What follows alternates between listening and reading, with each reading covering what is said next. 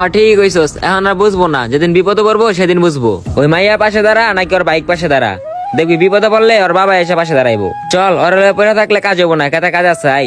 চল। বেবি তুমি কোথায় আছো? এই তো আমি বাসা থেকে বের হলাম দিঘির পাশে। কেন, কিছু হয়েছে? শোনো না, আমার না অনেক টাকার দরকার, আমি খুব বিপদে আছি, আমাকে কিছু টাকা দিয়ে তুমি হেল্প করো। টাকা? আমার কাছে তো এখন টাকা নাই, আমার তো কালকে থেকে এক্সাম, কলেজে টাকা জমা দিতে হবে। আমি আরো ভাবতেছি তোমাকে ফোন দিব টাকার জন্য, তুমি আবার আমাকে বলতেছো। ঠিক আছে, টাকা না থাকলে কি আর করার, দেখি আমি কোনো ব্যবস্থা করতে পারি কিনা। আচ্ছা জান, ঠিক আছে, রাখো।